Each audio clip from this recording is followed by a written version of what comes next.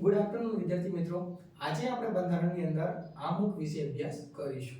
તો કે આપણે આમુખની અંદર શરૂઆતમાં સાર્વભૌમ, સમાજવાદી, બિન સાંપ્રદાયિક અને પ્રજાસત્તાક જે શબ્દો છે એ ઉમેરવામાં આવ્યા હતા.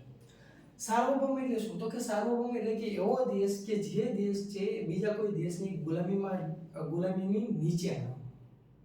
1947 પહેલા આપણે અંગ્રેજોની ગુલામીમાં હતા, તો એ સમયે આપણો દેશ સાર્વભૌમ હતો. અને અત્યારે આપણો દેશ કોઈની ગુલામીમાં નથી, તો આપણો દેશ અત્યારે સાર્વભૌમ કહી શકીએ. સમાજવાદી એટલે કે જે દેશ છે દરેક સમાજને પોતાનું સમાન મહત્વ આપતો હોય. બિન સાંપ્રદાયિક દેશ એટલે કે એવો દેશ કે જે દેશને પોતાનો કોઈ એક ધર્મ ના હોય. એક ધર્મ ના હોય એટલે શું? તો કે દેશની અંદર વસતા અલગ અલગ ધર્મના લોકો પોતાને જે ધર્મની પસંદ પડે, જે ધર્મ પોતાને માનવું હોય, જે ધર્મની અંદર એને ઉપાસના કરવી હોય એ ધર્મને માની શકે. અને પ્રજાસત્તાક એટલે કે એવો દેશ કે જે દેશની અંદર સત્તા છે એ લોકોના હાથમાં હોય. એ દેશનો અધ્યક્ષ એ વંશ પરંપરાગત ના હોય, એવા દેશને આપણે પ્રજાસત્તાક દેશ કહી શકીએ છીએ. ત્યારબાદ આપણે આમુખની અંદર સામાજિક, આર્થિક અને રાજકીય એમ 3 પ્રકારના ન્યાય આપણે આમુખની અંદર આપેલા છે. અને આ 3 પ્રકારના ન્યાય આપણે રશિયનની ક્રાંતિમાંથી લીધેલા છે. આપણા આમુખની અંદર 5 પ્રકારની સ્વતંત્રતા આપેલી છે. એમાં પહેલી છે વિચારની સ્વતંત્રતા, અભિવ્યક્તિ, વિશ્વાસ, ધર્મ અને ઉપાસનાની સ્વતંત્રતા.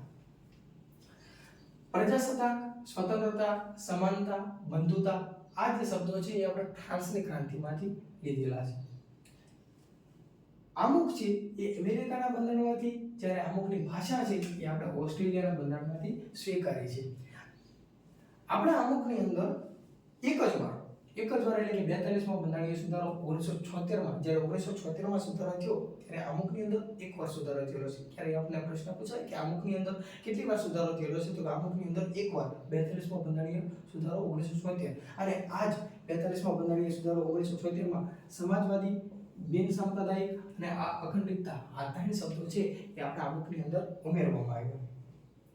13 ડિસેમ્બર 1946ના દિવસે એક ઉદ્દેશ્ય પ્રસ્તાવ એ જવાહરલાલ નહેરુ રજૂ કરે છે. અને એ ઉદ્દેશ્ય પ્રસ્તાવ છે એનો પ્રારૂપ તૈયાર કરનાર BR રાવ હતા. અને આ જે ઉદ્દેશ્ય પ્રસ્તાવ છે એ આગળ જતા આમુખ બને છે.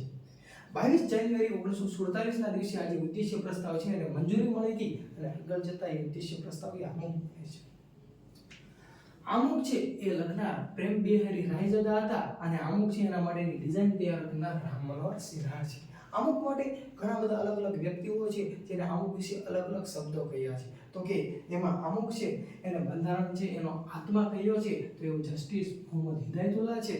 ત્યારબાદ અમુક છે એને પાલખીવાલા છે તેને અમુકને બંધારણનો પરિપત્ર કહ્યું છે. અને કનૈયાલાલ મુનશી છે એને અમુકને જન્મ કુંડળી સાથે સરખાવી છે. ત્યારબાદ ઠાકુરદાસ ભાર્ગવ છે એને અમુક માટે અલગ અલગ 2-3 પ્રકારના શબ્દ વાપર્યા છે. જેમાં ઠાકુરદાસ ભાર્ગવે અમુકને બંધારણનું આભૂષણ, અમુકને બંધારણનો આત્મા અને બંધારણની ચાવી પણ કહી છે. બસ.